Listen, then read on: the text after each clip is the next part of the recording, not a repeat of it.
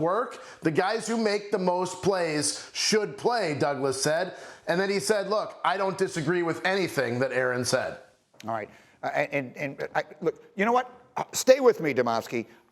Chrissy, come out here for a second because Bart is jumping out of his seat to react to some of this. Why? What is it about that? It's not about what you say, it's how you say it. It's a decorum that goes on, especially when you have a young team. Oddly enough, we have two quarterbacks that are Hall of Fame quarterbacks that handled the situation completely different, right? You have Patrick Mahomes, who lost his number one weapon, and you got Aaron Rodgers, who lost his number one weapon. Well, what did Patrick Mahomes do? He brought guys down to his home, and he built chemistry. They're playing Fortnite, Call of Duty, whatever, right? I don't want to say that because maybe it's a bigger generational gap between Aaron Rodgers and his young players, but it was his responsibility to coach them up. You're either coaching or allowing it to happen. And listen, nobody else is coming in here, right? Like Davante Adams not coming through this door, right? This is what you have. So you have to build them up at some point. You can't continue to kick them while they're down. Maybe if you would have had some chemistry and you would have showed up for OTAs, you would have knew that, listen, I can't turn this guy into Jordy Nelson. I can't turn this guy into Greg Jennings. We need to make a move now. Now it's too late. Now you're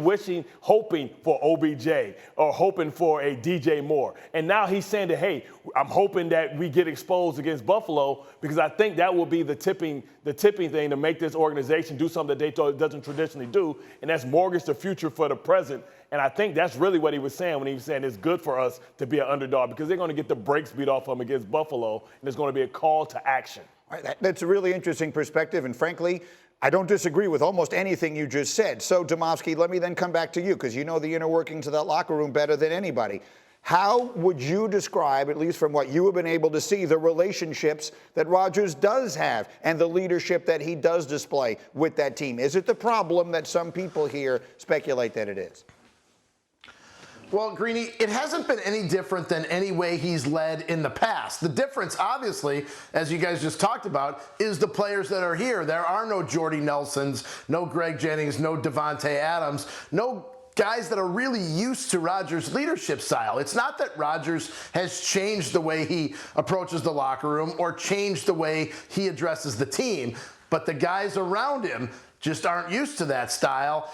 And at least not a lot of the guys around him. He's still got a couple of guys like veteran Mercedes Lewis, who, look, Mercedes Lewis is one of the guys who spoke up after the game as well in the locker room and said, guys, this isn't good enough. We need to lean on our work, which is essentially what Rodgers was saying. The difference is Rodgers said it out in public versus keeping it behind closed doors. And I will say this, Greeny, Rodgers did admit yesterday, he goes, that was the only thing different about what I did was I said what I said to them, I also brought it into the public, almost acknowledging that maybe that was his mistake.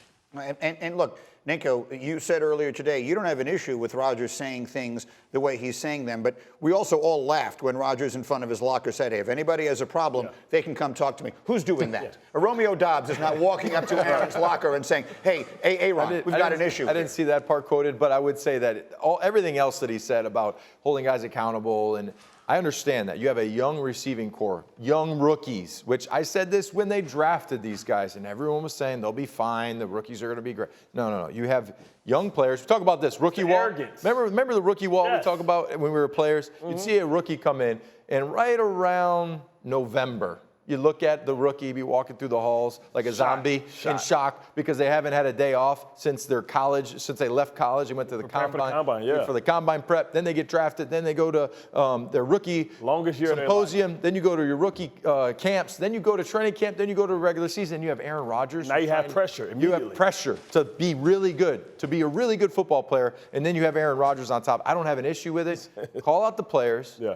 But, I mean, what are you going to do if they came to you? Well, and Nico, in November, I mean, this has been a problem from the minute that it started. We haven't even gotten to November yet, and they're dropping balls on him left and right. If this is about to get worse because they're about to hit a wall, then I don't even know where they're going to go from here. So let me just get a final thought from Demovsky on this again. What would you expect if they do lose? I don't know anybody who thinks they're not going to get blown out Sunday night in Buffalo. Stranger things have happened. But if this does go the way we expect it to go, should we expect to see something significant happen, let's say, by Tuesday's trade deadline or anything else? Well, Greeny, that's the thing. I asked Rodgers this yesterday, in response to his, hey, if the guys aren't making plays, they shouldn't play and somebody else should get a shot. I literally asked him, and I kind of chuckled when I did it, Greeny. I go, who else do you have? Like, there's nobody left. They have literally played every receiver who's on their roster. They've also promoted a guy from the practice squad a couple times. There is nobody else that I don't know who Rodgers thinks should be out there unless General Manager Brian Gutekunst does decide to go out and make a move. That's not necessarily their history, Greeny, but if they went all in to bring Rodgers back at $50 million a year, maybe they change course and actually do make a move. That said, I'm not sure one player makes a difference. Thank you for watching ESPN on YouTube. For live streaming sports and premium content, subscribe to ESPN+.